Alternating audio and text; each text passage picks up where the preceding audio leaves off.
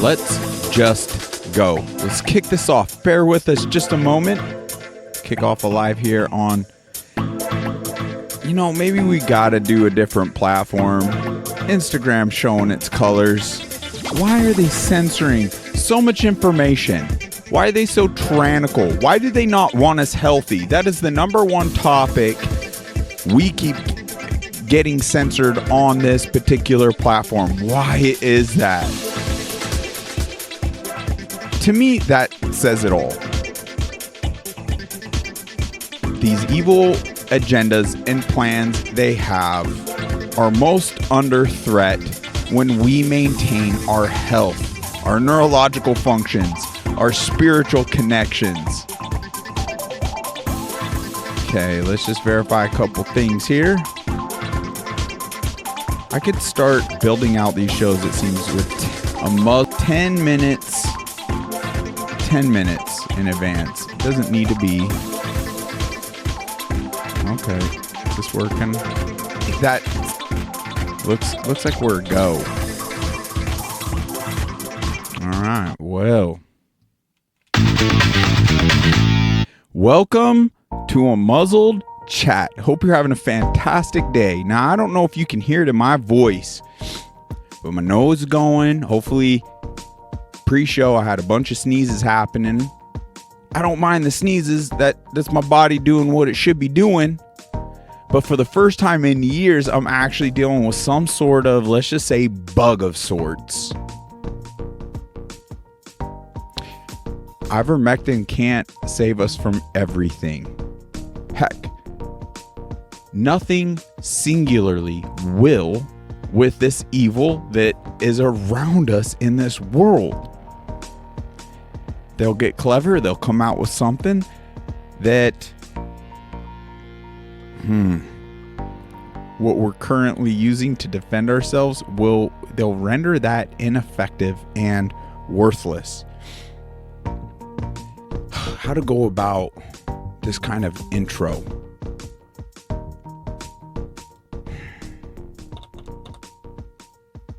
I'm only human. And this is a great challenge to be sitting here on a live today because my body is going downhill right now with some sort of bug. My nasal energy, brain fog, everything's kind of kicking in. Not bad, but just enough that it's making it a great challenge. But it kind of helps sound the alarm on the importance of our health. So I want this episode just to be health. If we lose our health, we don't have anything in this life.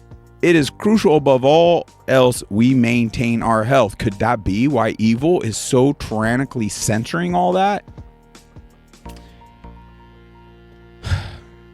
So let's ask ourselves up front regarding information like this. What good is it doing any of us to ignore and not look into all this type of information?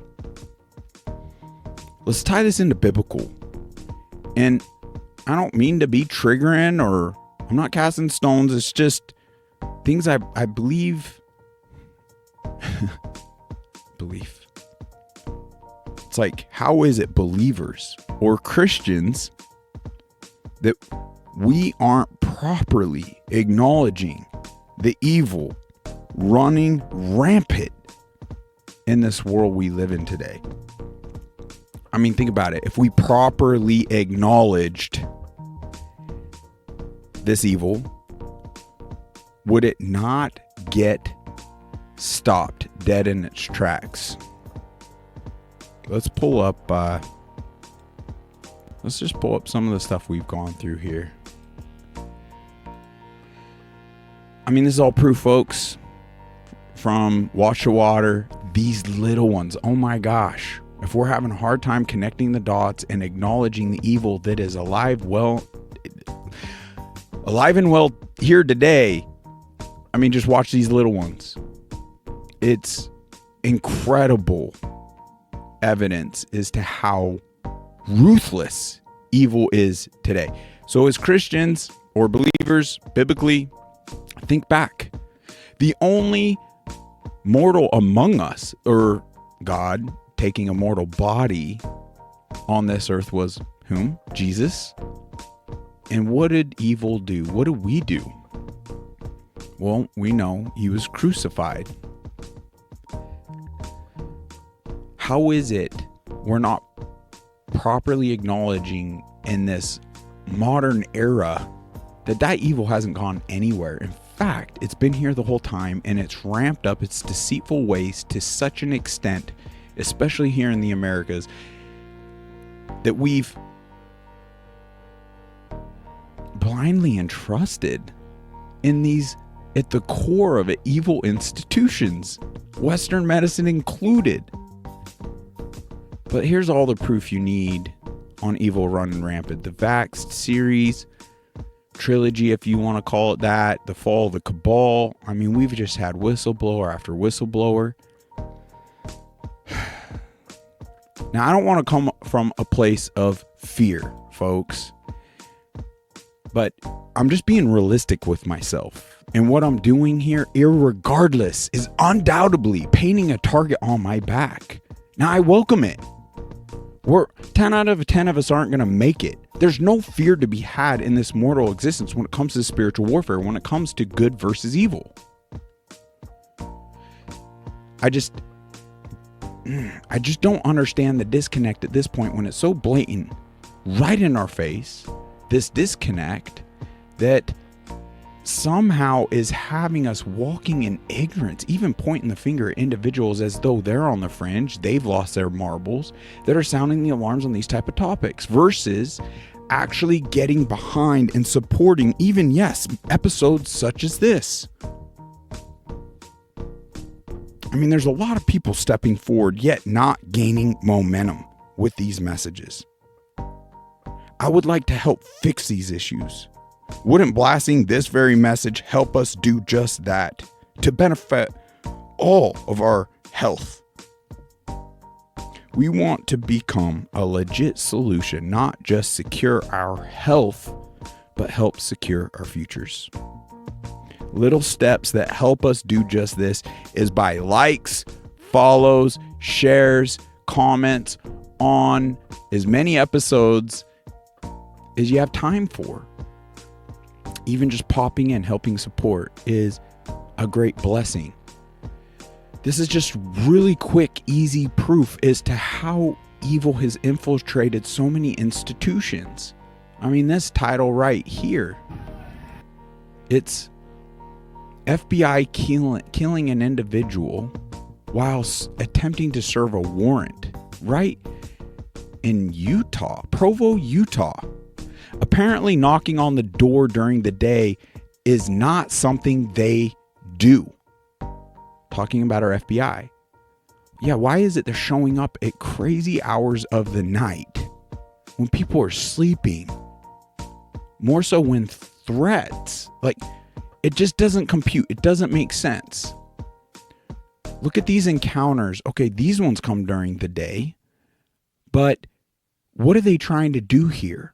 Anyone that's getting their message out effectively enough, our own institutions are trying to show up and threaten these individuals and have an impact to silence as many of us as possible.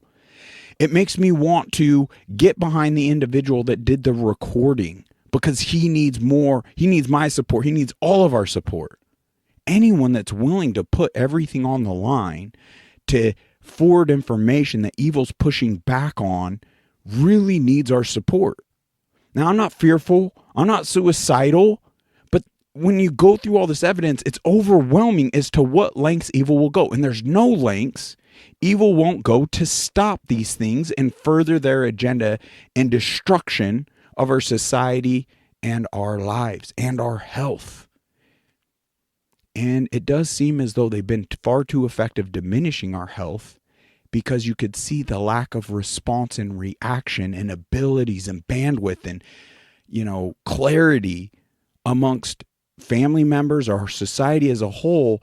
Just so many fatherly figures, they're more apt to excuse themselves from all that, because yes, they have very important, fulfilling responsibilities as a father to his wife, to his, children. Also, moms in that position as well nowadays. And golly, if we united against this evil, like, we could even more traditionally get to a place. Not both parents need to be working to even survive. So we're trying to help bridge the gap for the working individuals out there. And I just sure hope I can articulate words in a way, whether it's supporting Unmuzzled Chat, whether it's supporting any other individuals on the front lines on our behalf, simply by the more people we can get behind those individuals, by follows, likes, shares, getting that information out there, they will be more effective on the solutions they're trying to bring to fruition on our behalf. But I do believe we're at a tipping point, and if more don't get engaged on that, then more individuals are going to need to drop what they're doing and show up on the front lines. Otherwise, it will continue to deteriorate. And it's so clear. People just aren't waking. People aren't getting the information quick enough as to even the threats on our health. So let's just watch a couple engagements here, and you can see for yourself how rampant evil is in this life. Now, do I recommend being as bold as this individual? No, but there's definitely tips and tricks we could pick up right here. Definitely, like, pull out the recorder, record any interactions like this. It definitely put these individuals at ease, and he calls them out as to why they didn't want him to record, because they can't full-heartedly get behind what they're doing here, even as agents, as mortals. Anyway, let's watch this. This is a pretty powerful interaction. Yeah. How are you? Who are you? I'm Agent O'Donnell with the FBI. Can you give your full name, please? I'm Agent O'Donnell with the FBI. Is that sufficient to identify as only one O'Donnell affiliated with the FBI? In New Hampshire, yes. Could you please state your full name, sir? Could you please stop recording? No. It's First Amendment right. Okay. What's your name, sir? Could you stop recording, please? Absolutely not. You can show me your name and identification, or I'm going to go back inside my house. Okay. I don't really want to broadcast my. Oh, this is going out right after you guys walk away. So that's why I'm not going to. So you can show me your name ID, you can walk away. We just want to talk to I'm not going to talk to people who claim to be federal agents unless they can show me identification. That's good. People who claim that they're federal agents and will not give proper identification. Well said. We should even write these down. Okay, well, you see our badges? I need to see. Is your full name on that badge? No. I'd like to see something with your full name, or I'm not going to talk to you. I prefer you not to broadcast this. This will be going online as soon as you walk away. Well, all I want to do is talk to you about a post that was made, and if you happen to be the one that made the I want to talk to you about you guys coming here.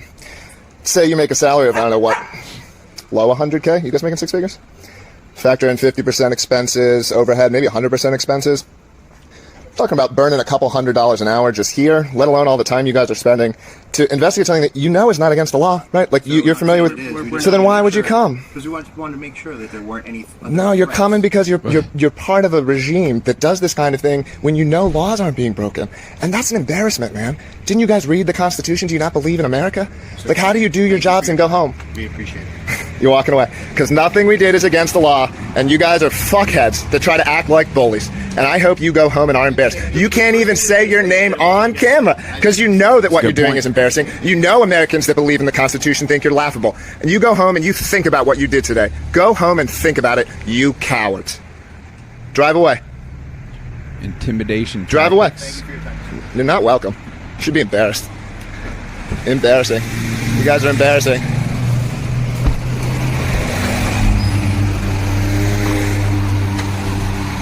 And then he holds up his middle finger, calling him number one. Number one. Yeah, there's a lot of tips to be picked up there. Obviously, that gentleman was done being harassed, probably dealt with multiple layers of censorship, things to that nature. Just, yeah, a very tyrannical regime. If we're not to support individuals like that, then we're being submissive to this level of tyranny. Yeah, that's not going to lead anywhere good. Can we even acknowledge that anymore? Anyway, I just put FBI knocking right here on X, and there's encounter after encounter after encounter. This was a good one right here. Let's watch this one real quick. All right, guys, if you didn't catch the show on Rumble tonight, I told you I would drop the second part of the FBI video on here, and here it is. Hello? Hi, I'm looking for Zach Pompilio. Hello? Yeah, speaking. Hi, my name is Tristan Highland. Yes, this is me. Yeah? I'm sorry, who are you? My name is Tristan Highland. I'm a special agent of the FBI. Are you home? We'd like to speak to you for a second. No, I'm not home. What is this in regards to? This is, if you'd like, I can meet you, or I can meet you. So that's the full recording that I have. Now, right after that video cut off, I gave him my number to call me because it was very choppy. As you can see, I was repeating stuff. So I talked to Mr. Highland on the phone. And by the way, as far as I know, this is an actual FBI agent who works with the actual FBI. Wow. And this is a LinkedIn page showing that FBI agent who works in my city. Wow. So conspiracy theorists, most likely that's the FBI, okay? People don't make badges and show up to random people's houses and then record themselves talking to them impersonating Yeah, that'd agents. be bad. Just side note. Now, I would never drop a recorded phone call with the FBI, even if I had one, so you're going to have to take my word for this next part. I talked to this agent on the phone. The agent said that they were at my house, and the only thing that they could tell me is it was in regards to my social media. I asked them if it was about a specific post on my social media, and the reply from the agent was, no, we looked at your social media and found nothing illegal. We are just here to check off a box. It's procedure. To which I replied, you need to talk to my attorney. I've told you guys, be prepared for anything, and that includes the FBI coming to your house. So, my attorney reached out to them 5 seconds after I got off the phone with them, which was 5 minutes after I talked to them. They did not answer. They have not returned my attorney's call to this date. Interesting. We have no further information. I have also reached out to more than one journalist, and they have reached out, as far as I know, and have not heard back either. So, the FBI is showing up to people's houses that aren't committing crimes and trying to check off boxes. Let me know what you think of that. It's so bad. Like, if we don't properly acknowledge this and all the censorship and get all, like, and support the individuals, my gosh. Yeah, we're going downhill really quickly. For frick's sakes, we got millions and millions of missing children. We have an invasion taking place. We have all this corruption. We have Hunter Biden's laptop, Weiner's laptop, freaking Epstein's black book gone. I mean, we got Diddy, Hollywood, all this corruption.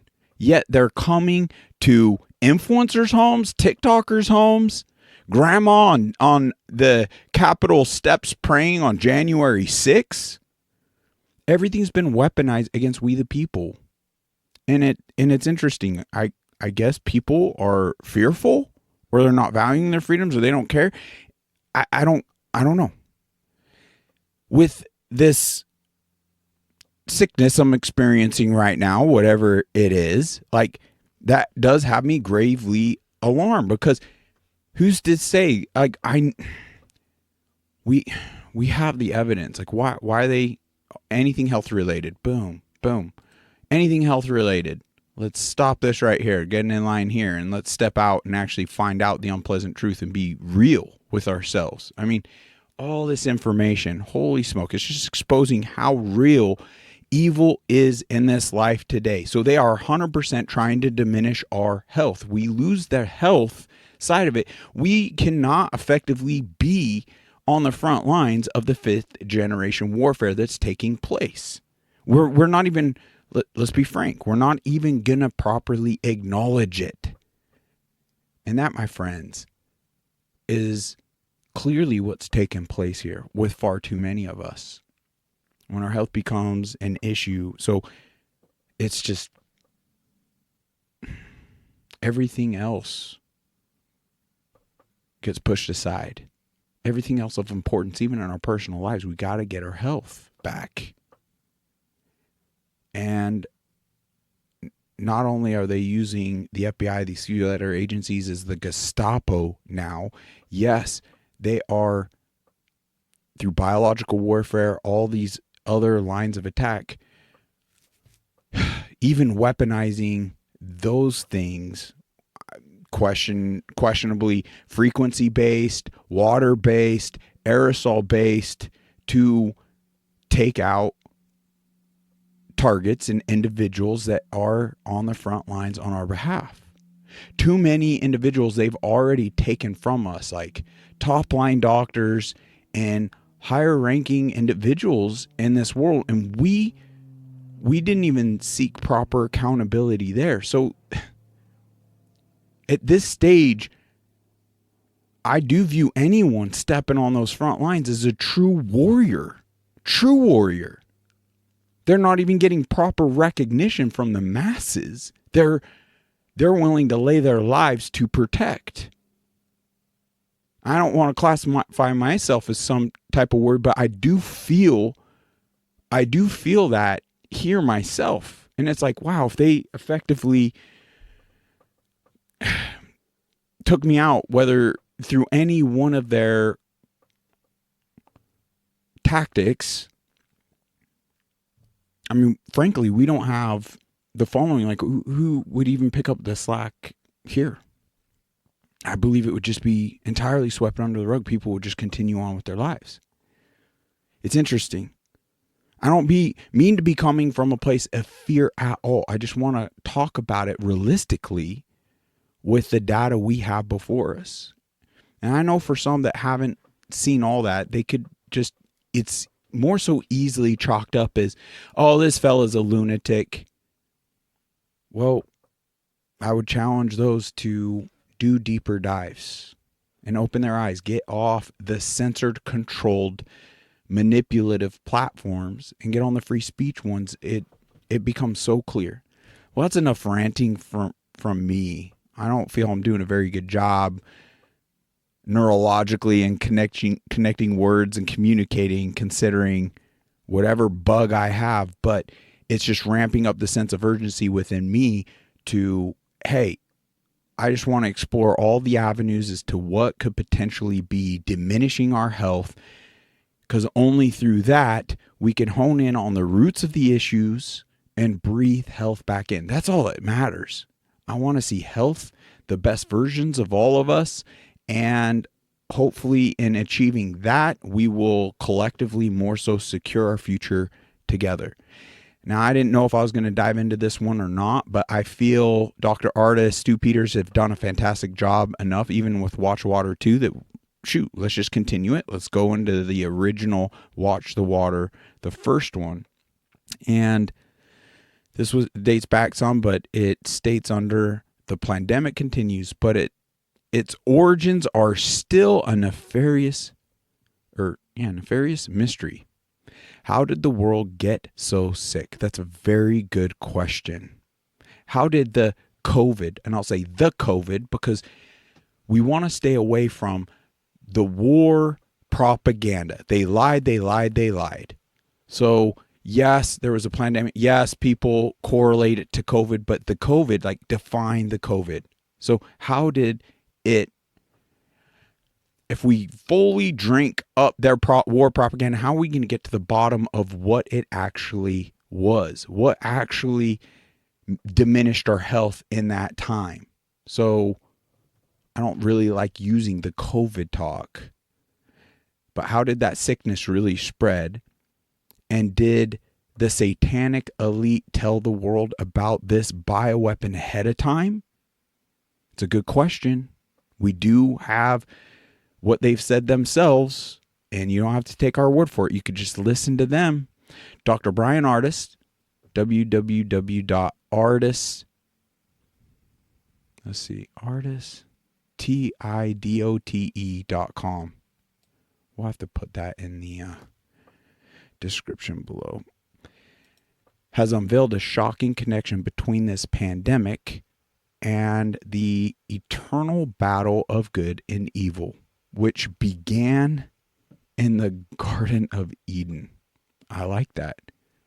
Helps open our eyes. Let's dive into this documentary. Appreciate y'all. We got this. Nothing to fear.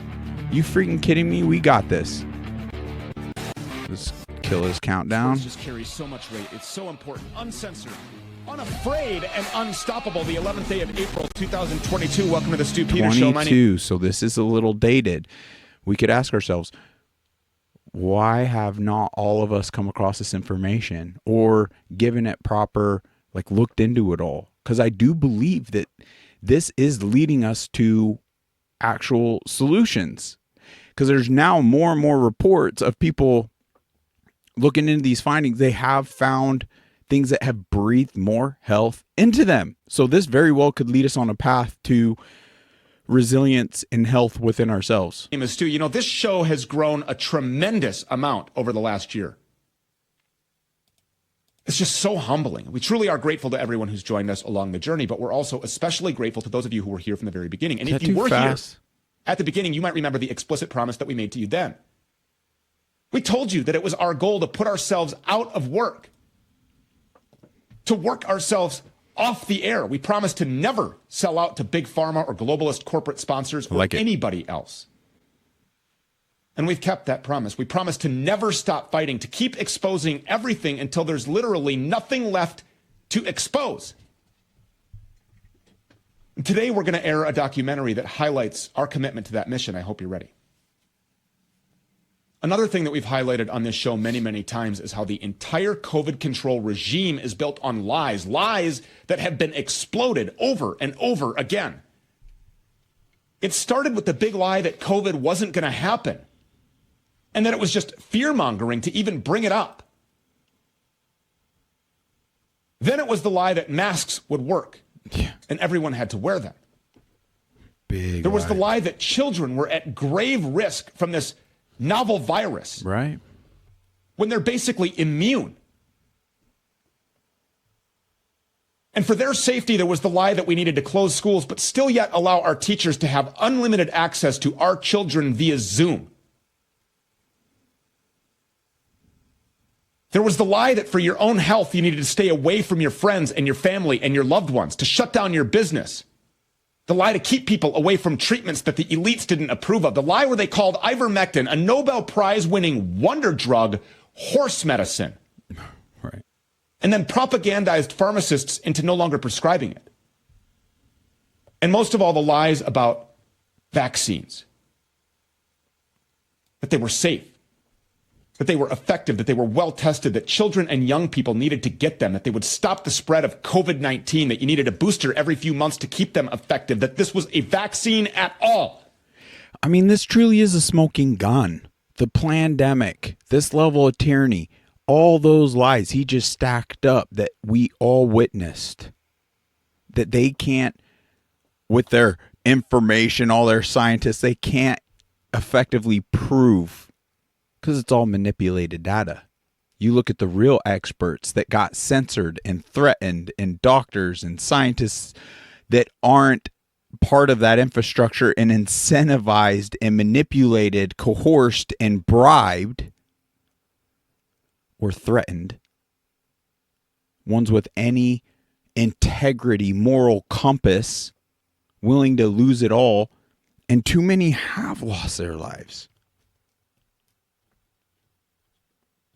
I'd venture to say they have been far too effective diminishing our light, limiting our abilities, our function all around.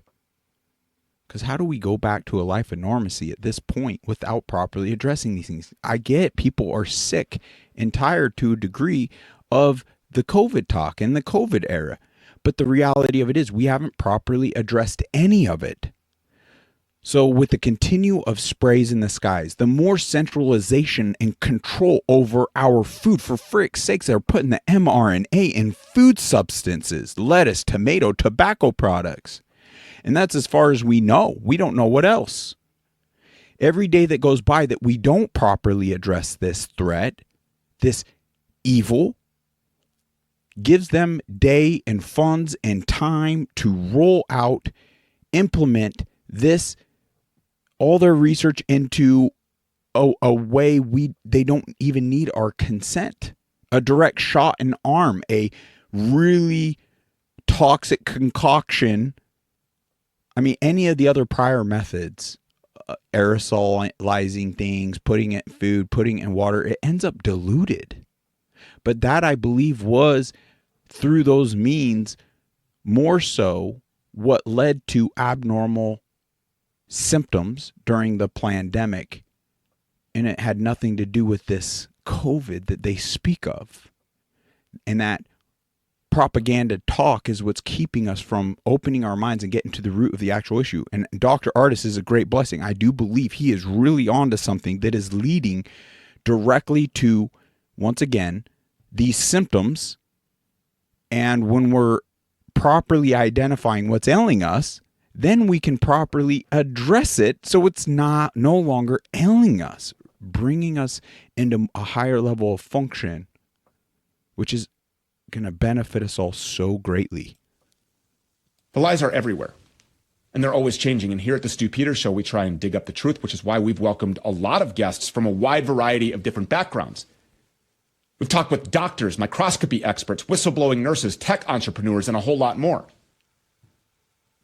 One of the guests that we've spoken with is Dr. Brian Artis. Dr. Artis came onto our radar because of the pattern that we saw repeatedly playing out over and over again. Someone checks into the hospital, walks in under their own horsepower with a COVID diagnosis. Their condition rapidly deteriorates. They get put on a ventilator and then they die. And we wanted to know, why does this keep happening? Was it really just how COVID-19 worked, or was something wrong with our treatment protocol?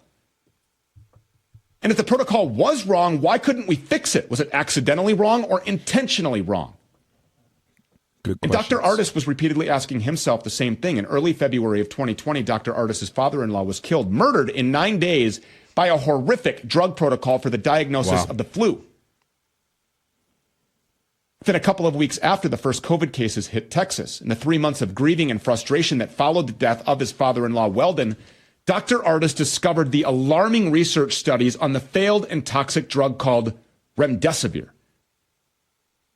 The drug that Anthony Fauci professed to have been proven safe and effective against the Ebola virus and against COVID-19, only to discover through his research that remdesivir was even more toxic, more dangerous than the toxic antibiotic vancomycin used to destroy the kidneys of his father-in-law.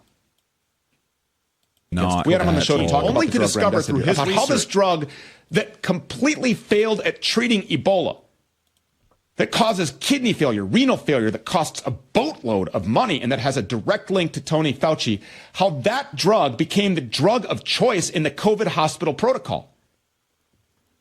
It was a great discussion, but Dr. Artis wasn't done. He continued to look for the full truth about COVID, and just a few weeks ago, he called me. He said, Stu, I need to meet with you in person. We'd never met in person before. He said that it was urgent. He didn't want to send the information electronically. He said the information related to the origins of COVID-19, where it came from, what it really is, who's really responsible. He said that with that information he had, everything about COVID would come together. How they track it, how the CDC predicts hotspots, how people fall ill, how people die from COVID-19. I was skeptical. As I always do, I said I needed to see some evidence. Well, we had our in-person meeting, and soon you'll be hearing what I heard. All I will say now is that my mind was blown, legitimately. I wasn't even sure how to respond, except for one thing. I knew the entire world needed to hear what Dr. Artis was saying. And after praying on the topic, I knew that Dr. Artis had to fly to Minnesota again for a special documentary-length interview to bring all of this information before the public, and so we did that. We held that interview, and for the past few weeks, we've been going through more than 4,000 pages of documents, some provided by Dr. Artis, some that we've gathered on our own, all of which support his theory. And all I can say here is the more that we ask questions, the harder that we tried to fact-check all of this away, the more our doubts started to feel unreasonable. We know that it's taken a while for this documentary to come out, but since we filmed that interview, that's at the center of this documentary, I got swatted. I can't prove it, but I suspect these events are connected. Wow. We had to decentralize our production process to make sure that if they took out me or Dr. Artis or one of our editors, that it wouldn't stop this from coming out. It's that important. We had other issues. It says a lot. One of our editors was so distressed by the information in this documentary that they became ill. Another woke up in the middle of the night feeling like some external force was suffocating him, like some kind of a demonic attack. And maybe that sounds too wild to believe, but I want to say something. The way Dr. Ardis had described how he started his investigation, all of the circumstances and coincidences that guided him down this path, I am convinced, and Brian believes, that God has helped guide him through the research process. Maybe that sounds sappy, but it shouldn't. Wow, this hits so home. Like with me right now. Now, do I believe the illness I'm feeling right now is direct demonic attack? Not necessarily, but it could be 100%. And it would be illogical, insane for us not. Because why would any sickness, illness be of God? It's not. There wasn't any of that till in the Garden of Eden, till Satan appeared and coerced, obviously, Adam and Eve both to partake of the fruit, deceive them.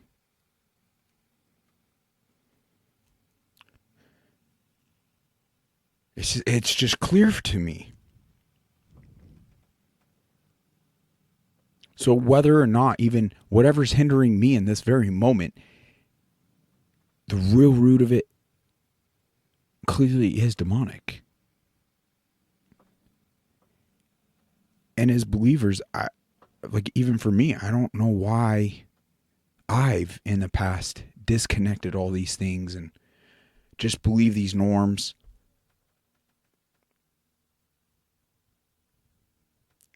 All the programming. There's so much room for opportunity and growth right here, right now. There is a connection. All these reports, all these individuals getting directly attacked in these critical moments as they're exposing certain things. You could figure it out for yourself. Is it all just coincidence or not? It all can't be. So why we more opt to lie to ourselves and not properly acknowledge the threats we're faced with right here? I mean, it should draw us to the truth and the light that gives us, because I'm not trying to provoke fear. There's a solution to all of this. We have 365 fear nots in this very Bible.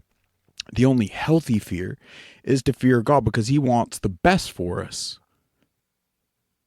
And then comes the armor of God, where we can actually walk and navigate in this life with a tremendous amount of clarity, an abundance of light and peace, joy, fulfillment. It's the only way I've been able to experience it. Without properly seeing this and having the veil lifted and properly acknowledging this, that's what's allowing things to just deteriorate to where true warriors, patriots, God-fearing men and women can be prematurely taken from us, and we just allow it to be swept under the rug without really acknowledging it. Anyway, let's continue. Because the battle that we're fighting is a spiritual battle, more so than physical. This isn't a fight over policy. There is a war being waged in heaven, a war of good versus evil, and that means God versus Satan, being played out right here on earth for all of us to witness. Recently, Dr. Zev Zelenko spoke with us. He made an incredible sounding claim. He said that he'd heard from someone who would know that Dr. Ardis is the #1 doctor that Pfizer wants silenced. Silenced forever. After creating this documentary, all we have to say is that if Dr. Ardis really is at the top of an assassination list, we're not surprised. And we think after watching this that you will probably agree. But before we start, though, we wanted to give you a chance to hear a few things from Dr. Ardis, and he joins us now. Dr. Ardis, thank you for coming, and thank you so much for your bravery. Stu, it's an honor to be here. I just want to say on behalf of the entire world and you, thank you everyone who's put any faith and trust in me to be able to convey truth. There's no part of me who brought this information to Stu and started any of this research to create fear and panic. In fact, this is going to, I pray, bring light to all of those practitioners around the world who have already been right. And I want to convey that right now. Dr. Pierre Corey, you were right. Dr. Paul Merrick, you were right. Dr. Ben Marble and Zev Zelenko, you were right. Simone Gold, you were correct. Sherry Timpany, you were right. Everything you're about to learn in this documentary and all the research that I've actually conducted, Dr. Ryan Cole will be able to finally conclude why it is the findings under the slides, under a microscope, have become so monumentally evil. The amount of carnage and disease and death is unparalleled in history. This is the only reason why I'm bringing this to light. I pray that your heart, souls, and minds will be open to truth and know where to go from here to protect your loved ones, your children, your grandparents, your parents, all those you love. I love you.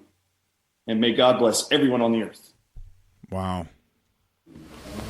Number 3. We are good to go. So earlier this month, a lot of you may remember a post that I made on my Telegram channel. There was a lot of concern about the water and not to drink it. And there were certain things that I could say and could not say. And I referenced that certain people's lives might be at risk. And one of those people is here with me now, Dr. Brian Ardis. Thanks a lot for being here. I do really appreciate the opportunity to do this. Yeah, this is actually going to be the only time I've ever been nervous in any interview. I'm not kidding. Like, I've never been nervous to discuss anything in relationship to the COVID pandemic whatsoever. But this has bothered me and has scared me. Putting things out is probably oftentimes the best way to protect yourself. But people have lost their lives over what you're about to tell the world. I have to get this off my chest. My spirit's like screaming to say something and bring it to the forefront to protect as many innocent lives as possible. That's all I've been trying to do since May of 2020. As you know, when I read Anthony Fauci's memo on remdesivir, when I actually just clicked the links to the studies that he was quoting saying that remdesivir was safe and effective, I knew right away that he was lying. I knew right away that this drug was going to be used to mass murder a whole bunch of innocent people in America that did not need to die. Then he was going to sell the world on the idea in the media that they were dying of a virus, when in fact I knew they were being poisoned to death with this drug. I knew 30% of all people were going to experience multiple organ failure, kidney failure, septic shock, and hypotension. That's what the studies said. Now we're a year and a half after that, and it's exactly the numbers that I said based on those studies. I'm pretty much called the remdesivir guy everywhere I go, which is odd for a retired chiropractor to be referenced as a pharmaceutical guy. But it is true, remdesivir is a very toxic, deadly drug. There are a lot of medical doctors and professionals who will mention it that as it's just proven to be ineffective. It is not ineffective. It is very toxic and deadly. It is known and proven to actually injure specific organs in your body. It targets specific organs. This is a part of why I think my spirit is so moved to make sure this gets out, is that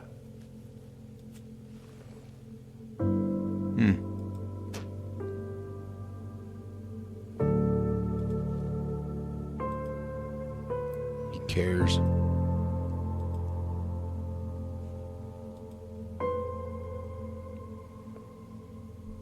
in January,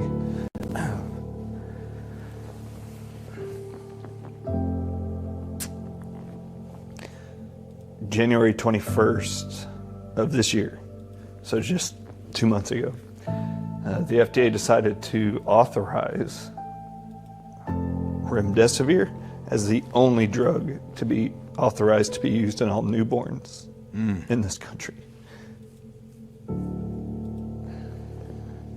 Unbelievable. I cannot even fathom the men or women in charge that would actually do that. So it's now been moved since January 21st of 2022. It's been moved out of hospitals as the only drug to be used, only allowed in hospitals this entire pandemic.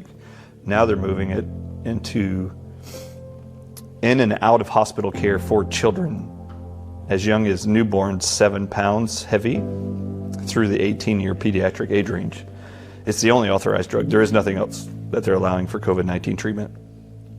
And I find that incredibly evil.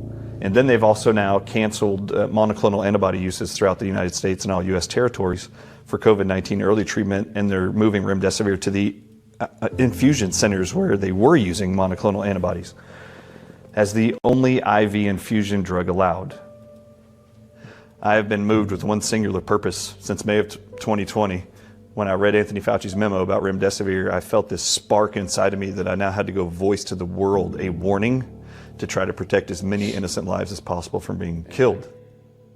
That's wow. So let's talk about what happened. It all started with a text. There's a medical doctor that I admire and love because he is nonstop from the beginning of COVID, has had the ability to project information and say to people around the world, you do not have to fear COVID. We have an answer. This guy has been on many stages with me. He still practices right now medicine and is an ER doc, and he sent me a text. It actually was dated December 1st, and I did not see it until like December 18th. I don't know how I didn't see it, but the text read, "Hey, Dr. Artis, if you got bit by a rattlesnake, would you go to a hospital and get anti-venom?" And I realized when I saw him that he must have saw an interview I did on InfoWars.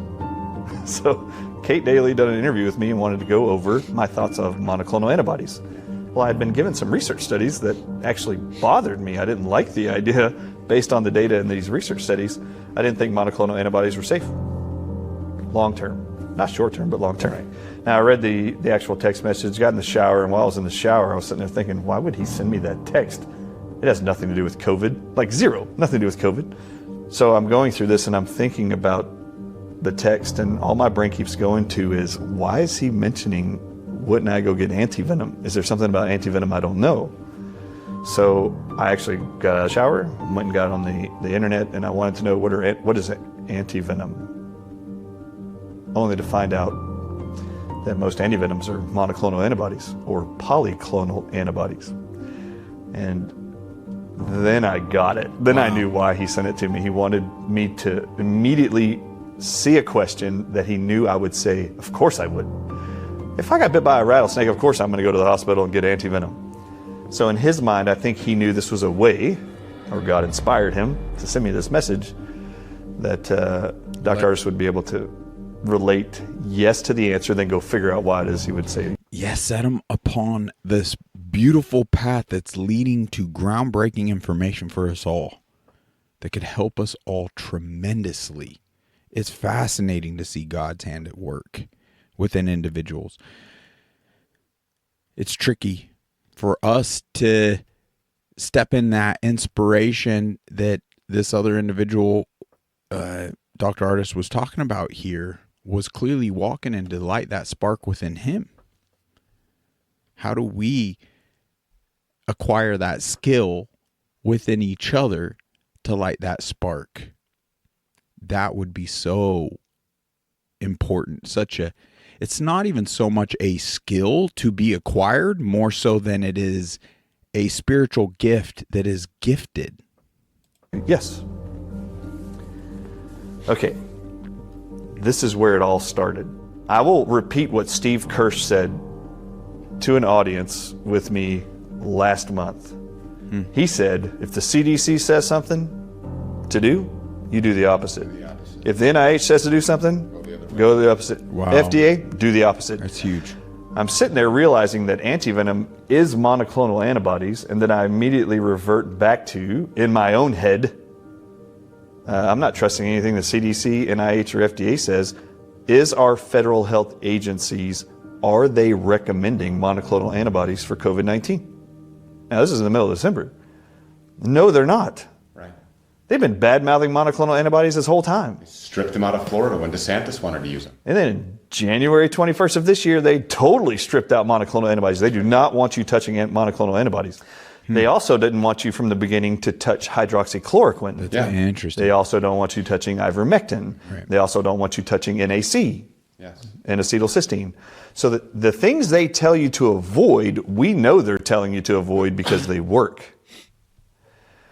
So when I realized that the federal health agencies actually were not supporting monoclonal antibodies, I mean, in an instant, I realized I was wrong. Right.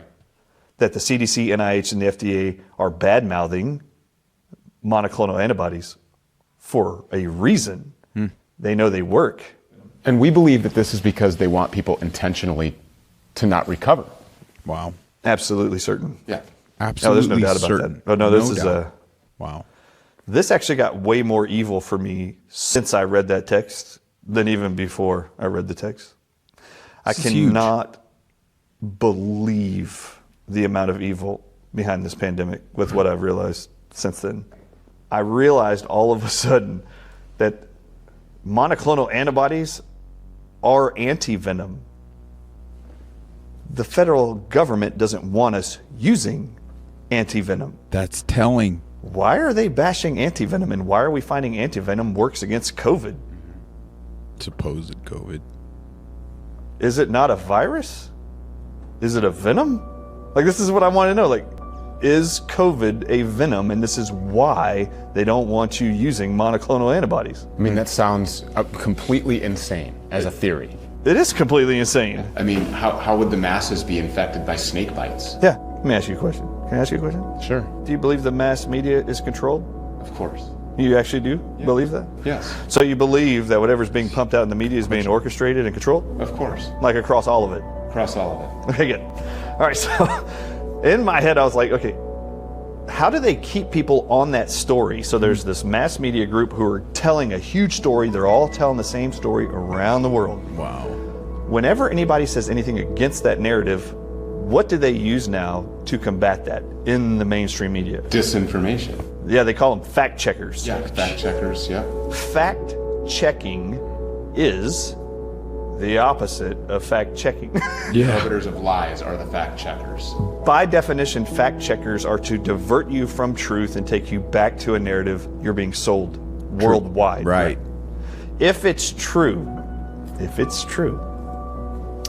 that COVID could actually be snake venom, and how I got there was they don't support the use of anti-venom called monoclonal antibodies because they work. What a cool path to put them on. The easiest way to figure that out is, has that ever been fact-checked?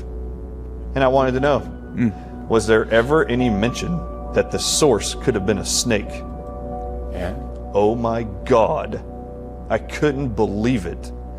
Over and over and over in the media in January and February of 2020 are non-stop publications that the original source could either be from bats, snakes, or pangolins. And every time the snake is mentioned, fact checkers, 1, 2, 3, 4, 5, 6, constantly fact check it and spin it to the bats. Wow. The power There's no of fact checking about manipulation. bats. They keep letting you look at bats. In the beginning, in January of 2020, the scientists inside of China said this can't be from these bats. These bats hibernate and it's the winter.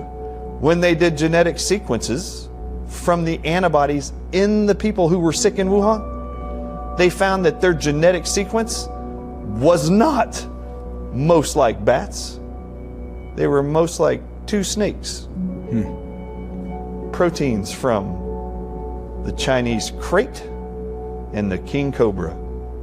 What a great discussion. Then I find in April of 2020, there's a research study published in France where they're finding that the receptors in the brain called nicotinic acetylcholinesterase receptors, that these are actually bound most tightly to snake venom of crate and cobra is what they're finding, and that the spike protein from SARS-CoV-2 is most identical to Chinese crate and king cobra venom. Then I find out that there's an actual doctor who works at the University of Pittsburgh in May. This is insane right here. In May of 2020. Yep. It's insane how deep the propagandist narrative went, how effective it was. We are still scrambling to get to the root of these issues, but what a unique, amazing path Dr. Artis has gone down. Let's really ask ourselves, could this lead down a path of us properly acknowledging, bottom line, what is ailing us? And if so, well, that should give us answers and solutions to breathe what? Light and health back into our lives. That's paramount. A computational lab dealing with genetic sequencing. And he's been researching for 5 months. Sequencing of spike proteins. Trying to solve the mystery of SARS-CoV-2 victims. And he says he's got a big press release. They're going to actually announce all their findings. And Bing Liu is his name. Setback in the quest to understand coronavirus after a researcher is shot and killed. Wow. 37-year-old Bing Liu was on the verge of making significant findings on COVID-19. And that's when I freaked out. That's like talking what we're kind of discussing and me being under the weather right now. These individuals, it's so crucial that they gain proper support. So death's like, it's not just swept under the rug. We don't effectively get behind the true warriors on those front lines. Well, the more that are lost there, if we're to defend ourselves or gain ground, well, then they need to be replaced with individuals, on those front lines. So it is easier at the point warriors are maintaining or gaining ground that we support them. But even there, it seems to be not enough support. So, I mean, I'm feeling it here, not to say I'm some glorified warrior. No. Trying to just do the best we can to help secure our health and secure our futures by any means. And I even question whether, okay, I'm even fulfilling this role good enough, or if there's more effective avenues to be going down. 100%. It's all about the outcomes, results. But could it be that their tactics in diminishing our health has a role to play here where we're not getting behind those warriors? It's a very valid question, something worth pondering. That's when I freaked out. Also, all of the clippings in the media when they interview his boss, who is still at the University of Pittsburgh, last name is Bahar. Every time he was interviewed, he said that they were going to publish the work they found through Bing Liu's work in their department. That's never been published. I'd like to know why. Yes. A year and a half later, that's never been published. A year and a half now. Where is it? Now it's multiple years. And then all of a sudden, the realization came that this is the great lie. Wow. When I say that they have lied to you about everything in relationship to COVID, they've even lied about the viral part of COVID. Now you have to understand 100%. here, my entire stance for the last year and a half has been to educate, warn people about hospital protocols because of a drug called remdesivir. Right. What a gift. So, in this realization that this could all be related to venom, something bothered me in the January 21st EUA that came out from the FDA about remdesivir. In this 42-page document, it actually says there's only one drug that cannot be co-administered with remdesivir at the same time because it negates the antiviral properties of remdesivir, and that drug is hydroxychloroquine. In 2020, January, there's this incredible study that's published where there's been over like a 10-year period where a company has been funding a research study gene mapping all the genes of the venoms and proteins and peptides inside of king cobra venom. Wow. And in January 2020, they published their findings. Oh, ask me if I was shocked when I saw that it was 19 toxic venom proteins that they isolated that specifically target organs in your body. So I go to the funding part of this study, and I want to know, well, who funded this and how many companies? It says that the majority of the company's funding and studies funding came from a company called Genentech. Genentech is a subsidiary of a company called Roche. I don't know anything about these companies. Never even heard of them. The employees of Genentech, who were the authors of this study, said they have a conflict of interest because they actually hold shares and stocks in Roche. Wow. You can't make this stuff up. If in fact you're questioning, let's say, Dr. Ardis's findings here, this is something we could, obviously a path, an avenue we could go down ourselves and bring that information forward. If in fact you feel, let's say, inspired to do so, reach out to unmuzzledchat@gmail.com. Would love to know your findings, invite you onto the podcast exclusively to go over your findings. It's crucial that we all develop the skills to even do this and not take anyone's word for it. But this is amazing just to see this man and what led him on this path. And it does seem, because now years later, there are individuals that have reported getting more health back, addressing these specific issues. More futuristically on Dr. Artis's solutions. Hopefully he'll go over some here in the end. We'll see. And all I did was go like this. This is not a joke. I was like, Genentech. I've never heard of Genentech. Is there a correlation between Genentech and Gilead? This is not a joke. I typed it on the internet. Is there a connection to Genentech and Gilead? Oh my God. No kidding. Gilead bought 2 facilities that deal with biological studies from Genentech in 2011, and then brought 55 of their executives into Gilead in 2011, just when that King Cobra study started. Oh, it's just coincidence, y'all. Just coincidence. That's it. Unbelievable. And Google even. Get out of here. Gilead is the manufacturer of remdesivir. Guess what's been known since 2005 blocks the nicotine receptors in the brainstem being injured by cobra venom and viper venom. Guess what drug does that? Chloroquine. Hydroxychloroquine and chloroquine. Remdesivir, packaged and stored as it is delivered to hospitals, comes in a little glass vial. It's called lyophilized powder. It actually has a white to yellowish tint. Guess what color snake venom has when it's stored? Lots of connections. Then to be diluted in sodium chloride or distilled water to be administered in an IV. Or if people are buying King Cobra venom lyophilized, they mix it in the same preparation as listed on the fact sheet for remdesivir to actually take cobra venom or any other viper venom and inject it into horses to make monoclonal antibodies.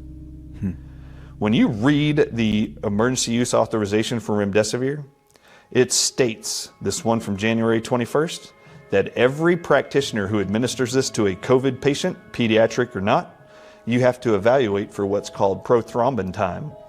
Prothrombin time means if it increases the prothrombin time, it means it's taking your blood's ability to coagulate and making it longer. So it thins your blood, you can't clot. Right. You will internally bleed to death. With remdesivir, it is stated on the emergency use authorization, every patient has to have its prothrombin time checked before you give it remdesivir and during treatment. Do you know what King Cobra venom does to the blood?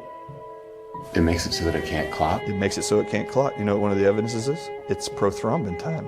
And if you look at the CDC's website and the NIH's website on the adverse events from remdesivir, called Veklury, it actually says it increases prothrombin time, which is exactly what King Cobra venom does to the human body.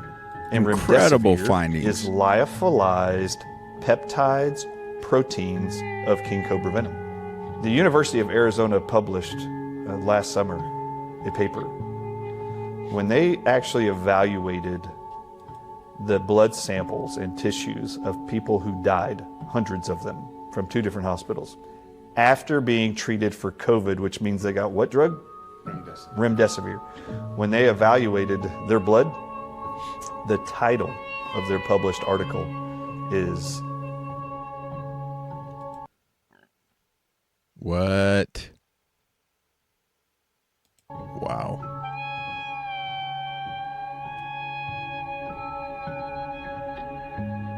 Welcome back. Why do some people, seemingly perfectly healthy, die from COVID and others don't? It's a question baffling experts during this pandemic. It sure is. And new research from the University of Arizona suggests we're closer to getting an answer. As Team 12's Jess Winters explains, it seems to boil down to an enzyme that's also found in rattlesnake venom.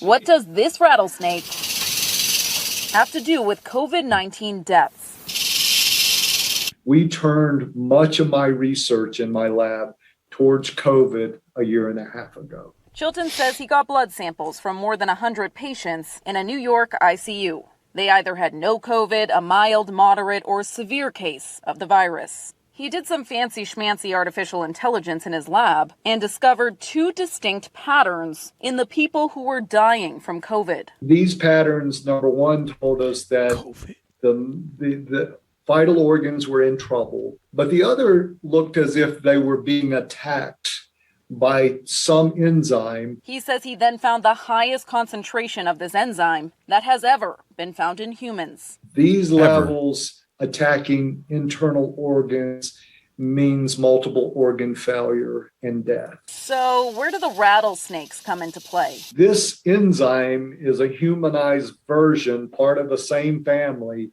as the active ingredient in snake venom. In simple terms, this enzyme related to rattlesnake venom that's been found in humans is likely causing tremendous damage, leading to COVID-19 deaths.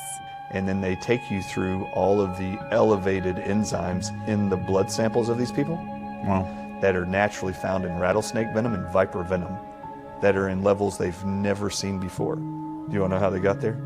5 to 10 days of remdesivir. They've known since 2005 if you inject a mouse with cobra venom, you inject it like they're doing with remdesivir, injecting it into your veins, it actually causes a cytokine storm in the lungs of all animals. I am convinced that COVID-19 is not a respiratory virus of any kind. It is actually venom poisoning, and they're using, I believe, synthesized peptides and proteins from venoms of snakes, and they're administering them and targeting them to certain people. Now, if you just got in here, everything leading up to this part of this discussion entirely supports that in a way I can't even, let's say, recap. So check out the beginning. It is powerful. And also Watch the Water 2, all the receipts Dr. Artis brings. And then also on his webpage, which we have yet to add to the description below, but we will after this live. Why?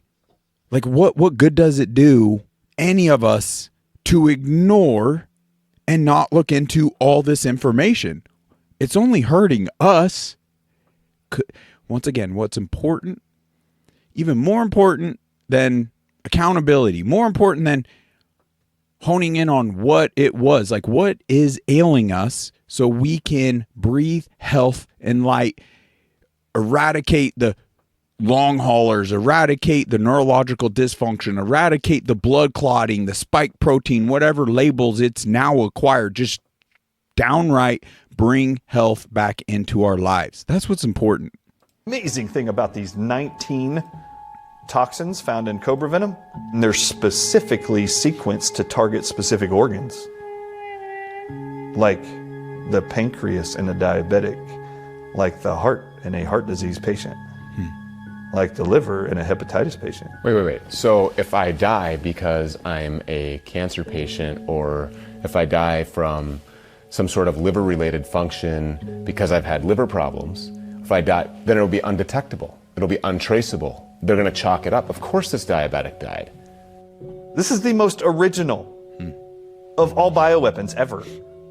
Snake venom. I mean, we know how poisonous snakes are. This is the most obvious bioweapon ever. Interesting. When I say this is the most evil thing I've ever encountered in my entire life, could you ever have imagined that the one greatest symbol of evil, this is huge, in all of Christendom, what is the symbol of evil in Christianity? The serpent. The serpent.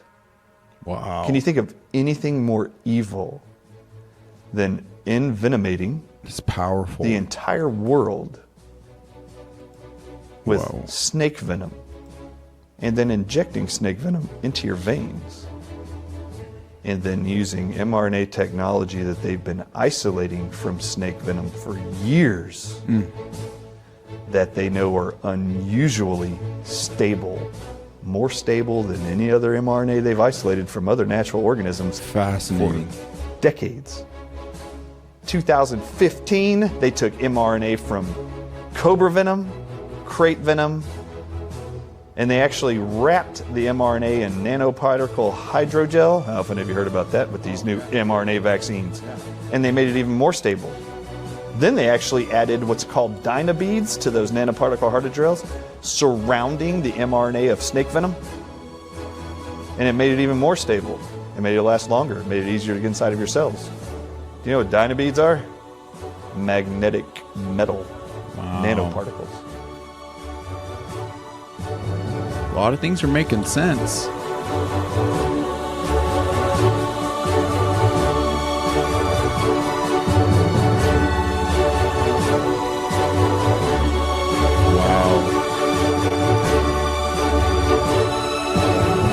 Yeah, that's totally normal. Totally normal. Nothing to see here. Wow.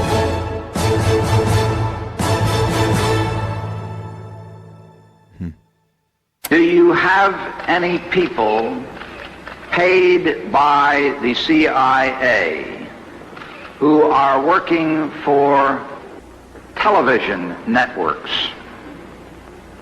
This, I think, gets into the kind of getting into the details, Mr. Chairman, that I'd like to get into in executive session. Interesting.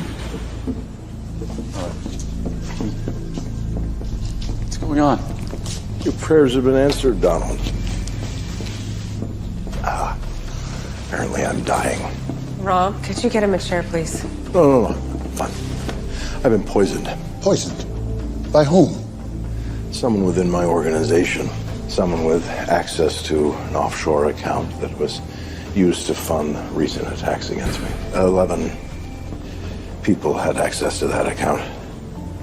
Last evening, I called those 11 to a dinner to confront them. What happened next, I only remember pieces. The restaurant, what it looked like, not where it was. I remember holding a glass of wine, but not drinking it, although I'm sure I must have. I need you to find the pharmacotoxicologist who I believe crafted the deadly cocktail and get the antidote from him. What do you know about him? There's a man who told me he's known as the apothecary. a druggist whose potions hijack the immune system, causing any number of allergic reactions. Each one impossible to identify unless you know what you're looking for. An exotic venom might replicate a drug overdose. A personally tailored allergic reaction might trigger cardiovascular collapse. The apothecary can create embolisms, aneurysms, inhibit respiration, induce paralysis.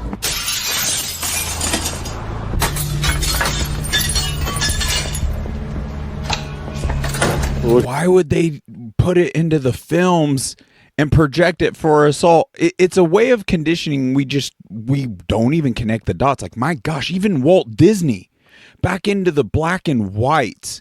It is insanely perverted what was even done with Disney.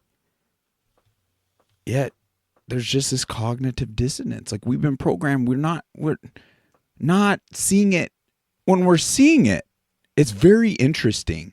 But when you do enough deep dives, you it's like the veil gets lifted. You actually see Hollywood, and through sports, through even, yes, the government and politics, all this symbolism. And it isn't coincidental. You go through enough of this information, it's just so in our face.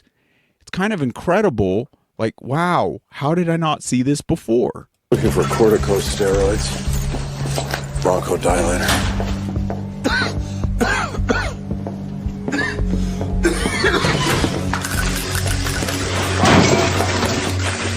Go. I'm fine.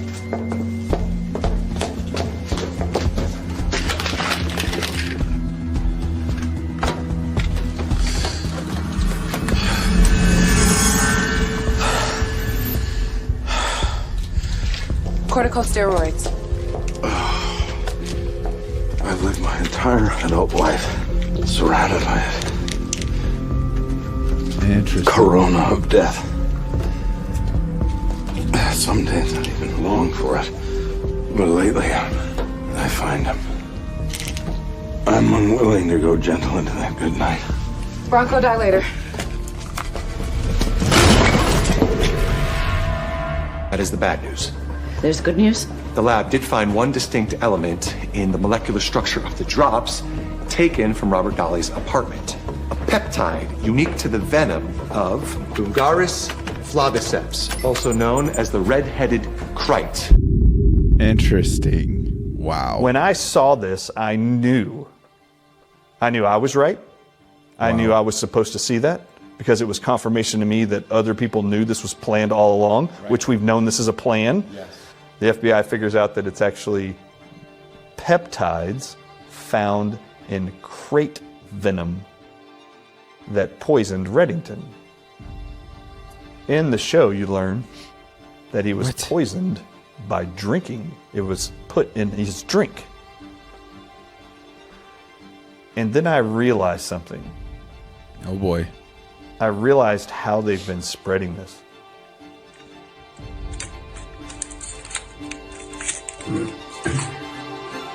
Oh, come on, folks. We're going to get a visual? This is too good. Too good to be true. Get out. I've actually told my wife 6. Is that why we experienced weird symptoms such as no taste, no smell? Once again, we got to challenge the propagandists, the ones that lied. Unbelievable. The programming worked really good. So many individuals are still like unwilling to challenge the liars' propagandist narrative. And this becomes easier to believe when you actually are able to clear the slate, realize we've been duped. None of us are immune to evil's tactics. Adam and Eve, all throughout history, what happened to Jesus? It didn't go anywhere because of modern technological advances. Are you kidding me?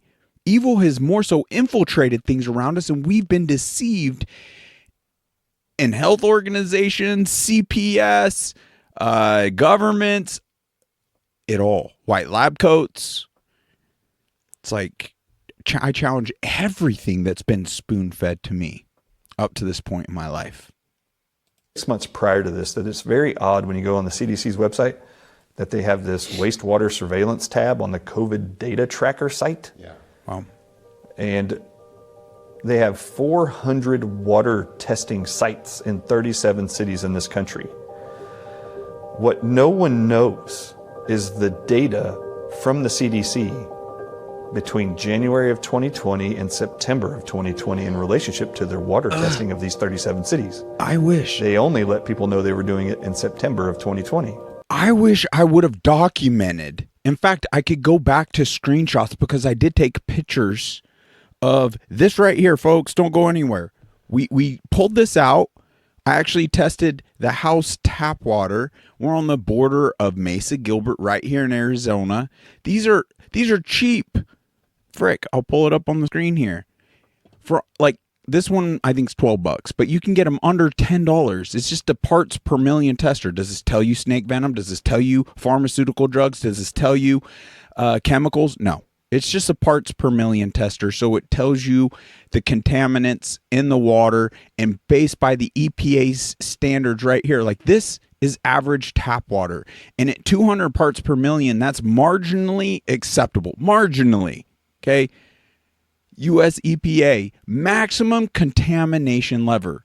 What I tested live on the episode, our last one where we went into the Watch the Water 2, it was over 500 parts per million. It's not even deemed humane to drink, but that's what they're giving us.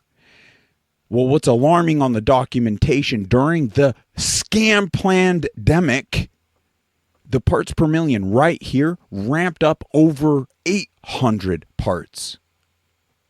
What is being put in our water? Why isn't it properly being... We can send trillions of dollars to Israel, billions over to Ukraine, and we can't clean things up right here in our own country? Unbelievable. It truly does say it all. I greatly recommend, so we could even back out of this. Yeah, this one's $13. But there's other ones, shoot, that are freaking... This one, I don't like supporting Walmart.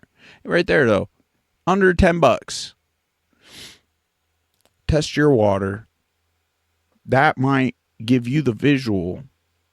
That might ramp up the sense of urgency. It doesn't tell you what's in there, but once you see that, my goodness, if it is even in marginally acceptable or 300 or 400, like what is in there? We technically should have it here. I'm happy to report a cheaper RO system did get it to this point. Doesn't mean it's ruling out everything. It's really hard to get rid of a lot of those birth control, pharmaceutical, chemical-based products. ROs haven't been entirely good, but they help get out a lot. Unbelievable. And now releasing that data. They now just announced 2 weeks ago, Walensky did, of the CDC, that they're now upping their water testing. They say, and have been reporting to media outlets, that how it works is they are PCR testing our wastewater, because we, as we get COVID-19, are pooping it in the water, and we're going to test our wastewater, and we can tell a city when there's high amounts of SARS-CoV-2 in the water, they can actually tell that same community 4 or 5 days later is going to be an outbreak of COVID-19 in that city. Wait a minute. Wow. That's backwards. Yeah. That is completely back.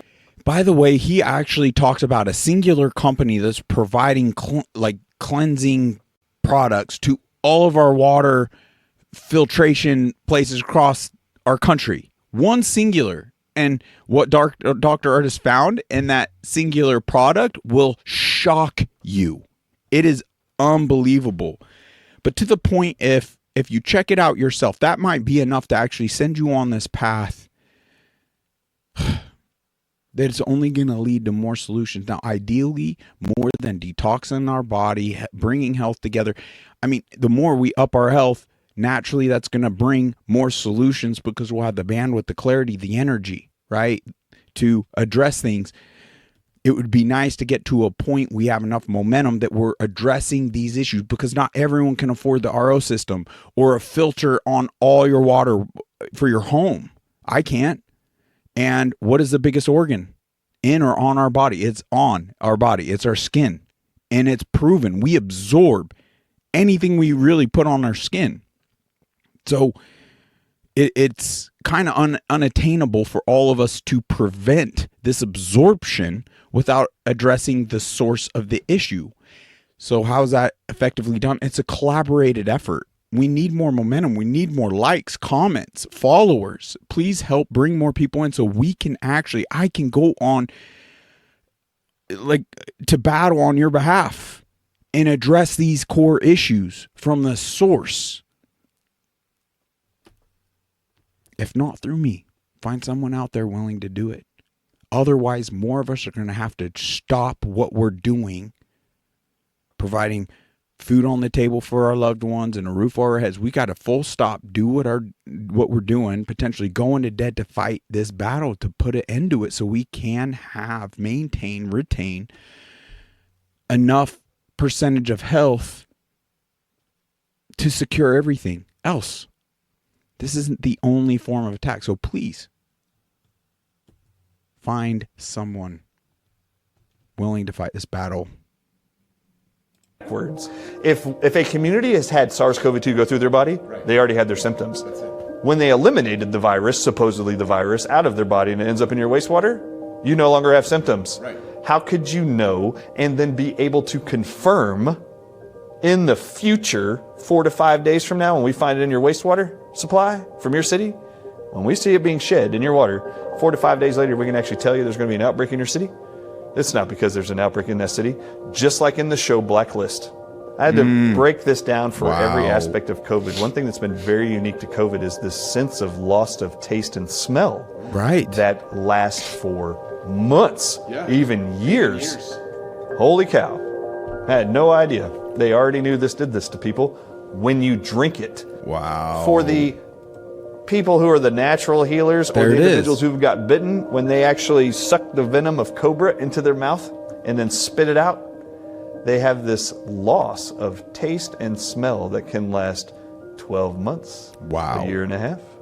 It's just from having it exposed in the mouth, which is exactly what's happening into our water. Now, the thing about the water is this. They are using the water systems because they can target specific demographics. They are absolutely confident that the peptides they have chosen for COVID, circulated throughout the earth and throughout the populace, specifically targets, and the vaccines and the mRNA in the vaccines specifically target organs like your spleen, your pancreas for diabetics, that's a concern, brain tissue, liver tissue, lung tissue, and heart tissue. So if you already have a disease process of inflammation of any of those organs, you are the ones they're targeting. So the people that work at my water treatment facility are aware of this? They're in on it? No. Okay. No, the CDC's in on it. And the CDC is working with contracting companies to make sure they do it. Mild and kind. Kent is kind tasting to your taste buds, kind tasting to your throat. So there's nothing to disturb your full enjoyment of the goodness of Kent's finest quality tobaccos. So get your taste buds back to normal. There are nicotine receptors in your brainstem that control your diaphragm. Your diaphragm has to contract to be able to allow oxygen at all to get into your lungs. They are using crate venom and cobra venom, calling it COVID-19. You're drinking it, it's getting it into your brainstem, and it's paralyzing your diaphragm's ability to breathe. Boom. I cannot say this enough. In the very beginning of COVID, it was being reported around the world that the least demographic represented in hospitals being hospitalized for COVID-19 were smokers. Around the world, it was less than 5% of everybody in hospitals were actually smokers. And they found that odd only because this was a respiratory virus. Doesn't make any sense. Wouldn't it be that the people who are shoving tobacco and nicotine in their lungs would be more apt to be traumatized by a novel respiratory virus? But that's not what they saw. What was amazing is when this started... Are we making the connections on all the deceit, all the programming? Because all this isn't making sense in the way they've demonized nicotine as a chemical when in fact it is arguably, provably a nutrient. Why is it the number one nutrient in potatoes? A high level ingredient in tomatoes. Tobacco leaves. It's natural. So it's more nutrient than a chemical.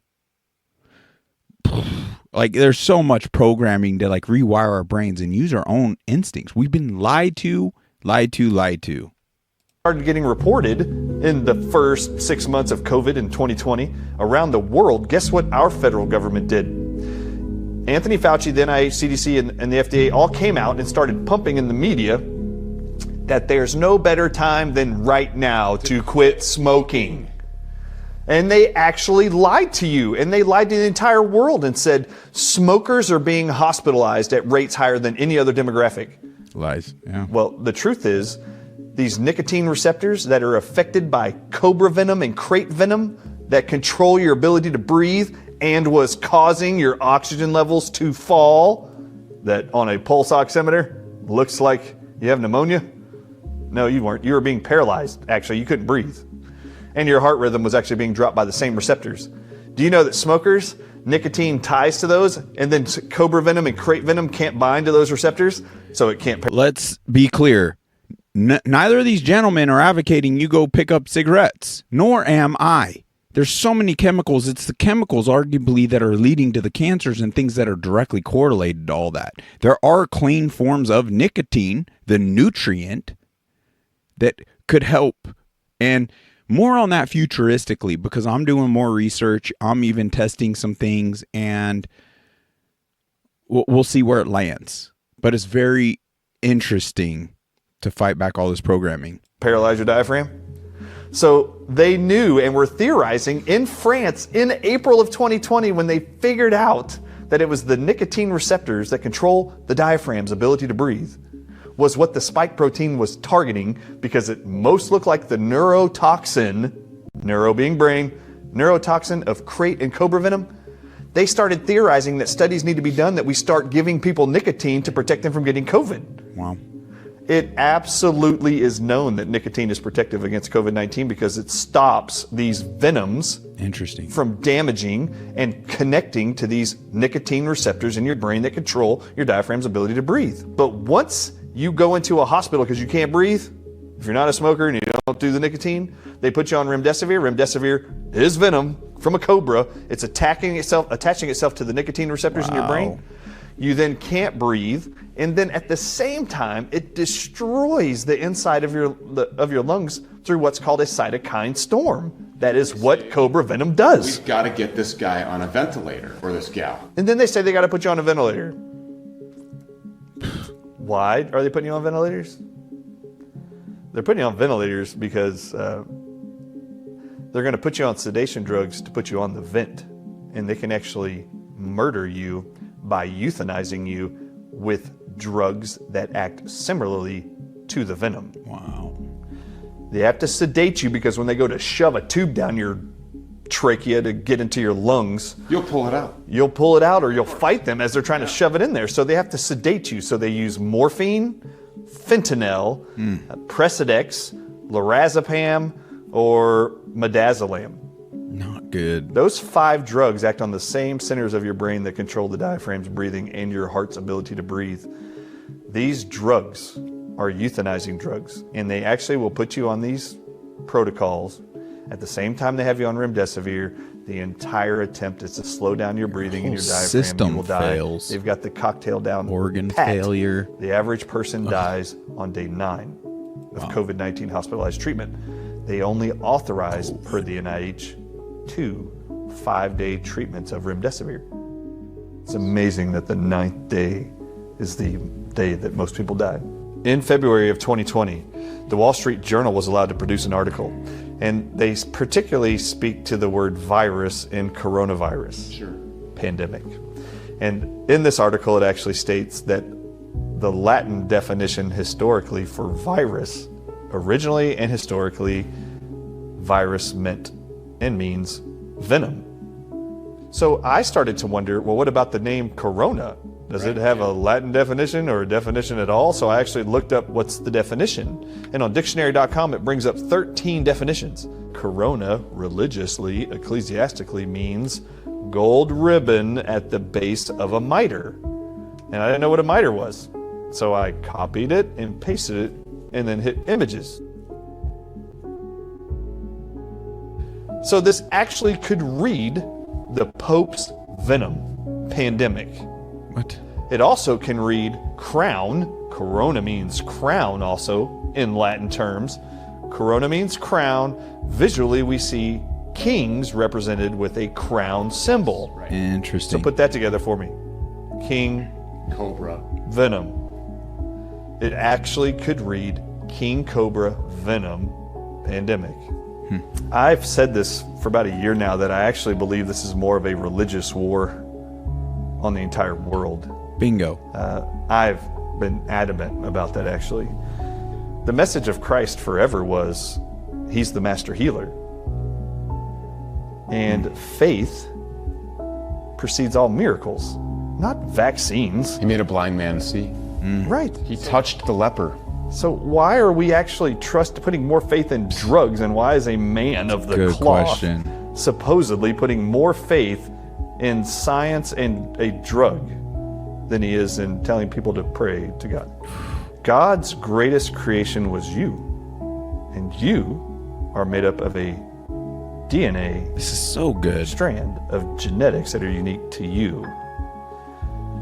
If I was going to do something incredibly evil, how ironic would it be that the Catholic Church or whoever would use the one symbol of an animal that represents evil in all religion, which is either the snake or the dragon, which is actually just a snake with legs. You take that snake or that serpent and you figure out how to isolate genes from that serpent and get those genes of that serpent to insert itself into your God-given created DNA.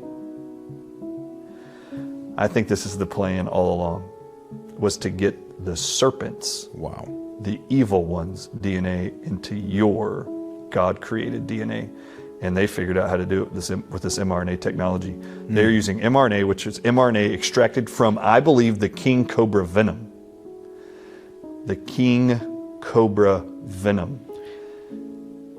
And I think they want to get that venom inside of you and make you a hybrid of Satan, no longer just belonging to God or a creation of God's.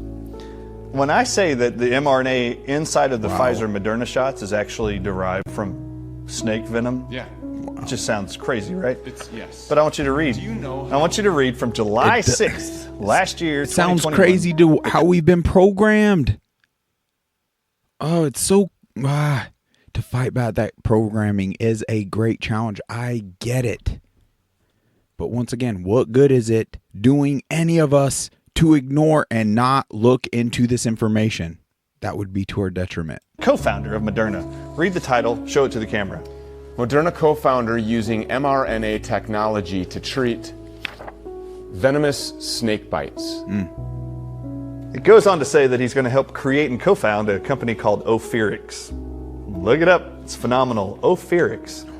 Ophirix is a brand new company based in San Francisco that actually is going to solely work on creating anti-venom drugs for snake bites.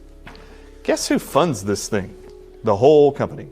The Department of Defense. The Department of Defense. Wow. The Wellcome Trust Fund and the United Nations. Incredible. Okay. All right. So this is great. Evil's rooted let's wrap our so heads around that deeply. for a second. Yes. How many snake bite victims are there?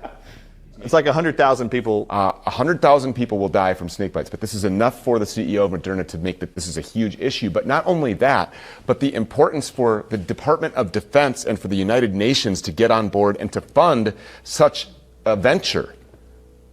Dr. Hoff out of Canada, after evaluating his vaccinated patients, was able to determine those who had received the mRNA vaccines. They all had elevated D-dimers, and he checked that because they all complained of extreme fatigue, like long haulers COVID symptoms.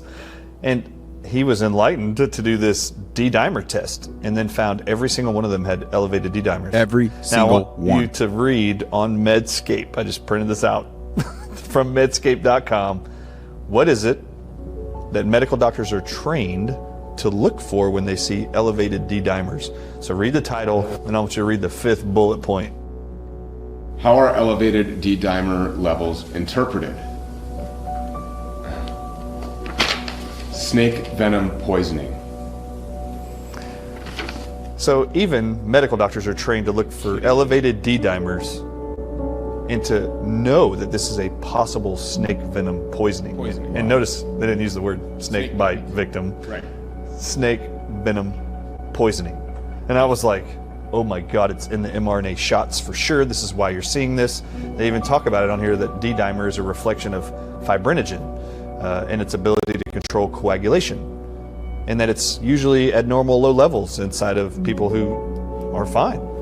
But then these D-dimers get extremely elevated after snake venom poisoning. Venom poisoning. The kidney failure caused by remdesivir is the #1 organ targeted by king cobra venom. It's the #1. There isn't anything in relationship to symptomatology of COVID-19, injuries post-COVID-19 vaccines, treatment with remdesivir that cannot be correlated back in research studies to venom from cobras, kraits, and other vipers. So when somebody gets bit by a snake, particularly a king cobra or a crate, what is the long-term prognosis for these people? So these people that have been injected in this jab remorse, I mean, there's been a lot of people like Zev Zelenko, who I respect tremendously, has come out and said, you have a ticking time bomb inside of you. Is that true? Yeah, your body's now had gene sequences put into you or peptides put into you of venom, and that actually continues, particularly one bite after another. Those disease processes become even more exaggerated.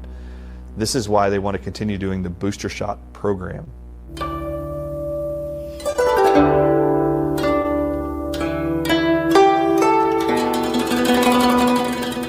My wife and I are driving back towards our home, and it's late afternoon. We dropped her car off at a mechanic shop, and she said, you need to get something to eat because I'll get hangry, a little snippy. When I get hungry, it's like 2:30 in the afternoon.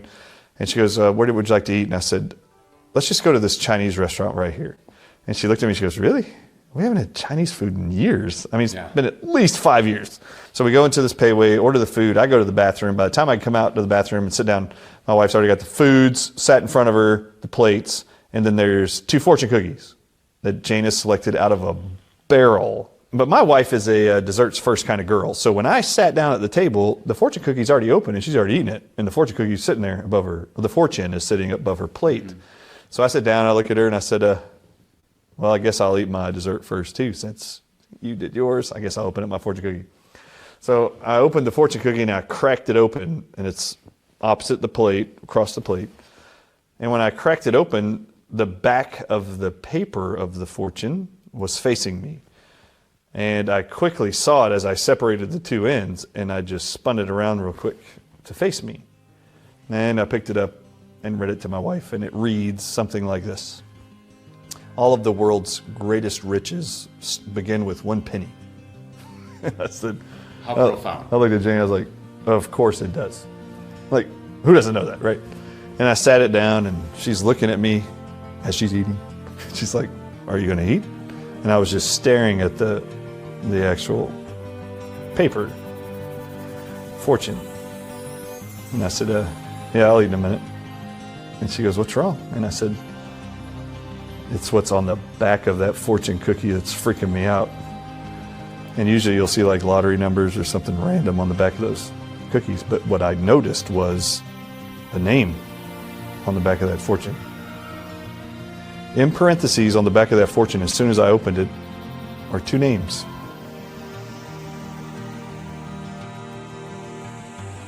I knew that God was telling me, you can't give up and you have to tell the world.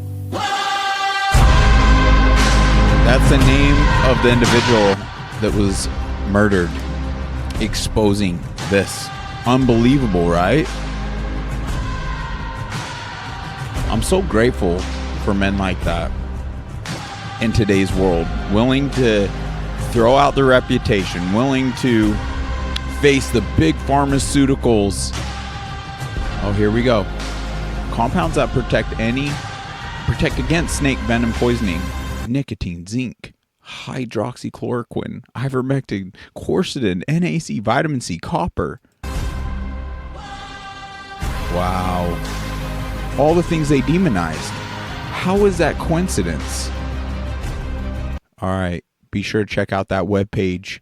This speaks to you at all. Dr. Artist will have undoubtedly tons of information, tons of documentation, tons of receipts, but most importantly, solutions, probably even sources to that whole list of sourced things, that vetted sources that are creating healthy individuals. Anyway, wow. Forgive me. I'm sick in this moment. I don't know what it is. Could I be targeted? Sure. Jesus came and healed all this illness. What is the root of it? It's from evil, folks. There's nothing conspiratorial about that. It's 100% evil. This is spiritual warfare. And let's think for a second. Could this be what has been affecting our health? Is it in fact through our water? Do we know for certain? Can we figure this out? How about we clean up our water and implement trustworthy quality checks? Let's pull this up once again. Just recently, just on the last episode, Watch the Water 2. I did the tap water right here in Arizona, and it's over 500 parts per million, the maximum contamination level, even based from the EPA. What is in there? And those parts per million went up during the scam pandemic, over 800 right here locally. Why did it elevate during that time? Is it sheer coincidence? It's crucial we have this addressed, because even if you have it, great filtration on your drinking water, well, what about all the contact we have from washing our hands, showering, things of that nature? You have a system that's bringing it down here. Isn't it crucial that we just address this from the source? I believe only then and through that will we actually really know. So help us achieve that by building more momentum, getting this out to the masses through simply liking this episode, commenting, sharing. Let's save lives, build momentum together. It truly is a selfless journey. It's not for me. It's not for this part. I mean, this is our platform. All glory to God on anything fruitful that comes of this podcast. That being said, Jesus is calling. Let's answer this call.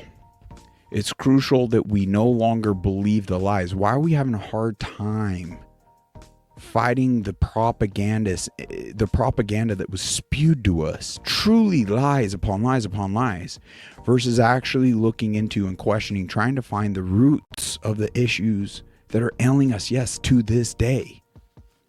And only then I believe we can start breathing more light, more life back into not just as a society as a whole, but us individually. Evil's ramping up these tactics. They don't want our permission and rolling up our sleeves to inject a direct lethal dose into our arms. They want to become effective without our knowledge or consent. If they could have done it through the air or the water, then I think it was so diluted, it just enhanced some of the symptoms to ramp up the fear on, oh, this is going to kill so many of us, to where we did volunteer. Anyway.